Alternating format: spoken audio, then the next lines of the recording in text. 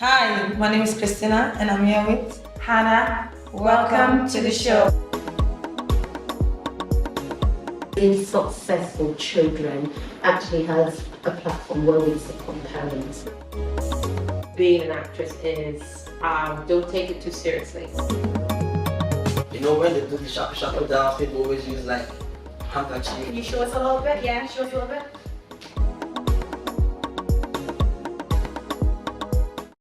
Hi, my name is Christina. And I'm Hannah. Welcome to the Venus Talk Show. So today our first guest we have is actress and beauty blogger Yatunde, and we have Shola Alabi, the founder of Raising Successful Children Limited. Hi ladies, how are you? Hi. Good. Thanks for coming in today to see us. Thanks Nice to see you both. Thank you We for can having meet me. that. So did you find your way okay? Yeah, it's okay. So, Shola, can you tell us about your raising successful children with Shola Ali? Raising Successful Children with Shola Alabi is one of the platforms where I express myself. I am a teacher by profession, but of course over the years I've actually kind of put a few more hats on in my entrepreneurial and presentation business, and I do support quite a number of children as well as their parents. So raising successful children is one of those expressions where I get to do what I like to do. Brilliant. So what does the foundation involve, or what does the business involve in terms of helping people and raising successful children? As a teacher who'd worked in mainstream for a number of years and supported a lot of children, I found out that there was a loophole with children who obviously have quite a lot of potential, Yeah. but don't fulfill that, and that was the parents are the carers. So what I then did after I started out a few of the private tuition centres was then I picked up the parents. So Raising Successful Children actually has a platform where we support parents Brilliant. on an online basis. So Okay. we do have quite a number of online sessions, sourcing out experts within the education field and just getting them on to support parents through the various needs that their children have. So that's what Raising Successful Children which It's all about. Wow. Okay, Yatunde, can you tell us about your multiple talents, your actress, Okay, presenter? Beauty bloggers, you know. My name is Yatunde Duwale. I'm an actress. I used to do a show called Meet the Evangels, Big Gladys Evangel. It ran for 3 seasons with 50 episodes. I've also done another show called Youngers. I've recently done another show called Enterprise, just shown on BBC a few months back. I am a beauty blogger as well. I'm over 40, so I thought about beauty blogging for women who still want to look good, even after having the kids and stuff. I've got 2 children. I've got a 6 and a 7-year-old. I do different things. I also write. I host events as well for people, TV shows. I host red carpet events. Events like in America, I've done a few, for example, hosting makeup artist shows and stuff like that. So yeah, it's just, jack of all trades, basically. I think the most important thing I do is just showing personality and, trying to be fabulous at the same time. Quite well, to be fair, fabulous today. Thank you.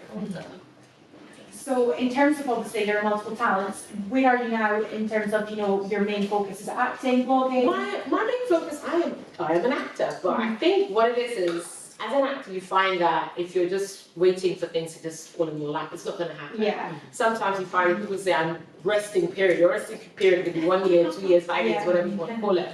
But I've also always had the talent of being able to speak, being able to pick up a mic and talk to people, make people laugh, do different things. I started as a makeup artist when I was like 17 or 19. Okay. So I went to, I studied law, I was going to be a barrister, but I've always been into makeup, fashion, doing different things, and just entertaining. So, but I think my main focus is I am an actor, but on the side, like you, I have different fingers in every pot. So, So, so if anybody says, I want to, can you host an event for me? I can do that. I have a YouTube channel as well where I teach people how to do makeup, lifestyle, fitness, and all these things. I don't know. So I guess it's just rolling with the punches. Well, maybe you can do it all. Yeah. So what's the biggest lesson you've learned being an actress? I think the biggest lesson I've learned being an actress is don't take it too seriously. I've had opportunities where I've worked with one of the biggest Hollywood stars in the world, and I've had opportunities where they promise you a job, you've got the job, and then just like that, they can give it to their best friend. Yeah. So you should not take things for granted. You know, that's So don't take it personal. and don't not. Sometimes it is personal, but I think the most important thing is just let it. If you allow it to imbibe into your soul, and I think a lot of people don't realize actors get very depressed. I think most people realize they have these things that they go through. Like people look at people like William, you know, what's it called, Robin Williams. Why did he take his life and stuff like that? You know, there is a lot of mental health issues within the art. But what I've noticed, what makes me keep going is the love of being an actor, the love of entertaining, and just enjoying it. And that's the thing. If you don't enjoy what you're doing, why are you doing it? Absolutely. So do you think having sort of all this other, you know, interests, hobbies, talents sort of helps you in terms of the resting period? As you would say, I think if you're not writing your stuff, you are doing things to keep you going. I know. I used to work. I remember years ago when I was much more younger. I used to work on call center, doing telephone, fundraising. I've done so many things. But I think the most important thing is just keep going and knowing that your big break, as they say, could be today. I mean, like I said, I've done different shows. I've been lucky and I've been blessed and I've been talented. I've struggled with it as well. So So what would you like to see change in the industry? I think one of the things I would like is more diversity. You find that there's not many black faces on television. I don't care what anybody says, but it's the truth. Yeah. On mainstream TV, there is not that many black faces, and I think that needs to change. It's changing on maybe like on the Ben TVs and all the other African channels. Yeah, but not on the... One of the mainstream, one of the main... I want to be able to turn on BBC One and see a black face, a black family. You don't see that, and that was one of the reasons why when Meet the Evangelist came out, the reason it really flourished was they hadn't had anything like that. I mean, the last thing they had was Desmond's, and this was years and years before that. So when Meet the Evangelist first came out, I mean, in 2010, when we first did the show, and it started airing in 2011, it was different. It was a Nigerian family, you know, with all the cantankerous things that happened, and it was great. But now you find that people are making so much noise, and it's the truth. You go for an audition, or your agent sends you a script, and you're looking through the script. They have a token black person. They just give you 2 lines. They're like, I'm asking my agent, why am I sending a self-tape for 2 lines? If you like to, you've seen my work, give me the job. Exactly. That's the problem. Yeah. You find that they'll audition you for the dumbest thing. I mean, I had an audition where they wanted me to say, that's it, right? Seriously. So it's like you don't even need to audition, but they do this to meet the quota that yes, we have main actors, black and you know, Asian and minority ethnic, you know, we have these things. So it's just about we as people of color making our own work and putting out there. But the problem is getting the funding, getting the you know, the place, the platform to show it. So that is what I'd love to see more black faces on TV. Yeah, I think that makes sense. Yeah. So back to Shola, you are the owner and the director of Exam Success Educational Center. So can you tell us what it is about? Like I said earlier on, I am a qualified teacher and I do wear a few hats. So Exam Success is one of my tuition centres because I am in a tuition centre business. And what we do is we support children on a supplementary school basis, so after school sessions, Saturday sessions, just to support their learning. And for those who are actually high up there as well, extend them, challenge them, get the best out of them basically. So Exam Success is one of the education centres. And do you think this is sort of key supplementation for, you know, letting your children achieve full educational success without just relying upon the school system? Well, yes and no. In a way, I mean, there are some children who are actually excelling and doing well, but are more or less frustrated at school because of the setting within school. Within the setting or the centre, we actually have them in really small groups. So with the really young children or the sexual aged children, we might just have 1 or 2 within the group, but of course, there's somebody helping them in their learning areas that they struggle with. Yeah. Brilliant. Okay, so what advice do you got for the viewers that are looking to start their own business? Okay, honestly, the first thing would be, if there's something you really want to do, just get on it and do it. And in the process of doing that, I've heard this said many times, you know, quitters always take the easy option. But sticking in there is the harder option. So I would also encourage and advise, you step up, you start out, and when it gets really tough, just stick in there. It has to be something you love to do. Yeah, of course, a passion. So just hold on. Persevere. Persevere. So just before we get into the questions, any advice have you got for the viewers looking to, I think become an actress, presenter, blogger? YouTube, just start. Because I think the most important thing, okay, for example, if you want to be an actor, hang around actors, find an acting class, go for acting classes. Just don't think that because I want to be an actor, let me just pick up and done. You need to go for acting classes. I think, yes, there's some people out there who are naturally talented. I've got one of my daughters, like I said, I've got 2 kids. My oldest daughter, she does dance. When she gets on stage, she just lights up. Even the teacher says, I've never ever had a child. I can dance, but I can't do steps. You teach me steps, we're going to do it. It'll take me longer. But she's got the movement. When Nana sees it, 1, 2, because he just counts it and she's doing it, and I'm like, okay. But I think when you want to get into the creative, be among creatives. When you're amongst creatives, you can learn, you can get feedback, go for classes if you want to be an actor, if you want to be a YouTuber, start. Even if it's just with your phone. As time goes on, I mean, Rome wasn't built in a day. The chapel was not built in a day. I've seen it. It takes time and consistency. Once you start, even if it's once a week, you want to put in a video. Speaking to myself because my own is once a month. I'm so glad about the YouTube, but I'm doing it. But with my acting career, I was very consistent. I went to New York. I went to train. I have a musical theatre, musical theatre masters. I did musical theatre at Central School of Speech and Drama. I went to New York, Stella Adler School, where Marlon Brando trained. I did that. I trained. I was consistent. Okay. And I put the work in because it's hard. Of course. And like I said, if you have friends who are actors, call them. Listen, I've got a script. Let's just do something. Because the more you work on your craft, the easier it is to have an audition. The more contacts you make. And the more contacts you do. When they're having events or anybody, like for example, you've got Spotlight, be a member of Spotlight once you come out of drama school, something like that. Be a member of Equity. Some jobs allow you to be an Equity member of the union. So when you're a member of union, they always have newsletters, something, read, find out what's happening. See a show once a month, and that will help you with your, keeping your juices flowing or something like that. Okay, today we've got a topic. And we're going to discuss. So our topic is how would you measure success? Is it by career, personal achievements, having a family, or what would define someone as successful? Like to know. I think for me personally, I think it all depends on what you call success. Everybody defines success differently. Like take for example, daily success. You can have a daily achievement like, okay, you know what, by 5 o'clock I need to be up, I need to plan my day.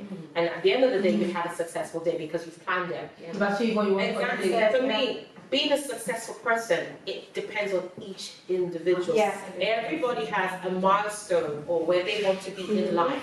Some people are comfortable with 9 to 5. Some people are not comfortable. They rather work for themselves. I want to wake up at 2 o'clock in the morning, work from 2 to 10 o'clock. So that is your success within your career. Absolutely. So it could be, career success. It could be family. Okay, I'd like to have 2 children, but when God does not give you the children, at least maybe find one and adopt. And then you make it work, because what we don't want in life is where we struggle, we push ourselves above the limit, and then there's nothing wrong with having goals and where you want to go.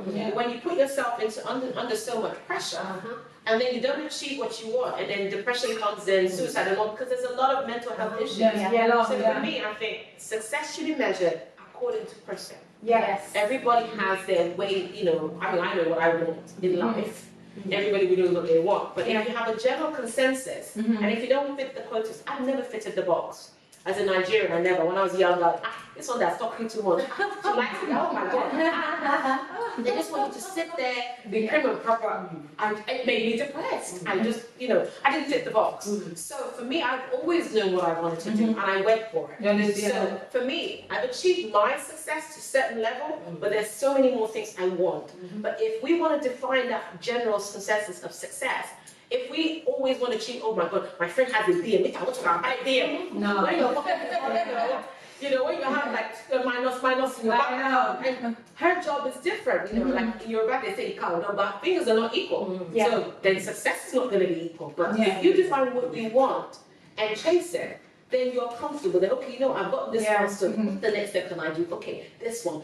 If you have it in levels, then as time goes on, you're getting there. But if you're like, I want my shot, I want this by this age, and it doesn't happen. I mean, so look at this guy. One more thing. Collins, what's called the guy that had KFC. He didn't make his millions until he was in 60s. So his life had finished. Well, to some people, but when he made his money in his late 60s.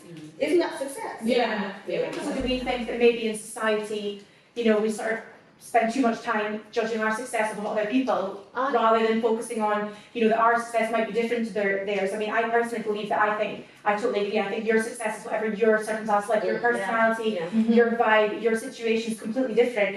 And for some people, like you say, struggling with mental health, their success might be just getting up that day and going to the shop. You know? So it's like not trying to feel like you're not successful because your success isn't as maybe what you perceive high as someone else's. Because everyone is different. Yeah. Shola, what's your one?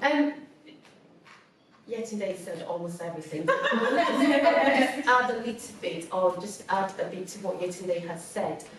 Success to me is being my best. Really. And I mean, I just normally use the acronyms for the word best to describe that. And the B is just being myself. You know, like yesterday said, when I was younger as well, I used to talk a lot. I didn't realise I was actually going to end up at teacher training, you know, but that's, you know, where I got to after going through quite a number of bends. I absolutely love what I do now. So the B is just being myself. The E is when I'm being myself, then I would excel. And then of course be excellent in what I am doing. And from being excellent, I can then serve the people within my tribe and support them, you know, and then by doing all of that transformation. Brilliant. That's a brilliant acronym. It's something that you would put forward to young people. Which is what that's really exciting. Yeah, definitely. So just being myself, being excellent in what I do, supporting others, and then we'll transform the world. That's it. It's levels, isn't it? It's just definitely. Okay, thank you very much. It was lovely having you guys. Thanks, ladies. Thank you. Take care. Thanks for coming to the show. I hope to see you again soon. Okay, we're going to have a quick break now, and then when we come back, we're going to have the guest with us, the artist, Ruth Bone. We're now joined by music artist Ruth Bone. Hi Ruth Bone, how are you? I'm alright, I'm good. It's nice to have you with us. Yeah. Good. So tell us about your inspiration behind your new single. Well, my new single titled Bandana, I got inspiration from the dance, from the shaku shaku dance. You know, when they do the shaku shaku dance, people always use like handkerchief. Can you show us a little bit? Yeah, show us a little bit. So people usually use the handkerchief, you know, so I was thinking like I needed to make something describing that part of the dance. So I decided to use bandana instead because bandana is kind of global, you know. So and it went well and it made me form the chorus easier. So like roll your bandana. So it goes in and it's very catchy and very addictive. So the dance shaku shaku inspired the song Bandana. That's very good.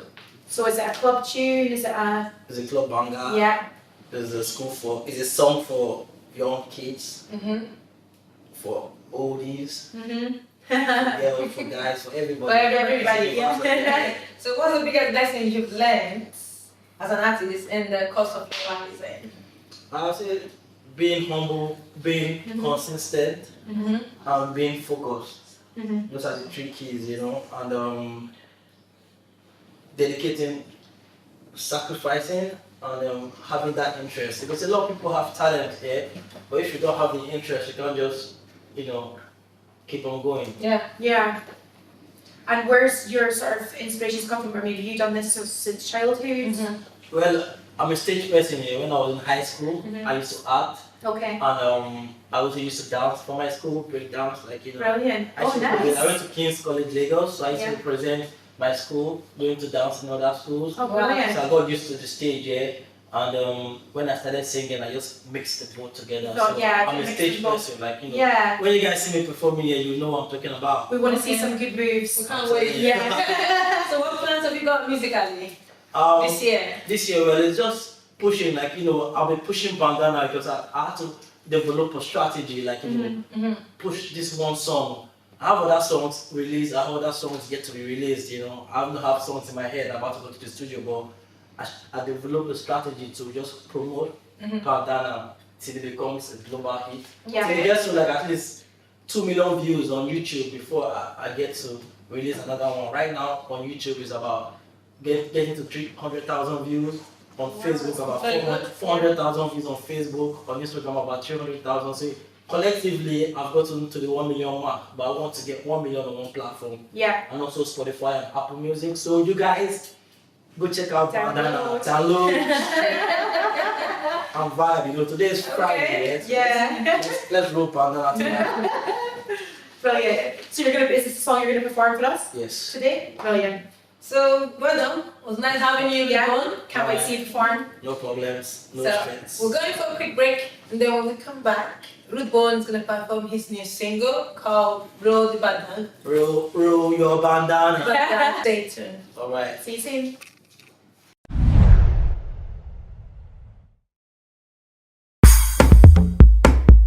DJ Concept. Prata, prata, prata, prata. DJ Concept on the beat. With a root bone.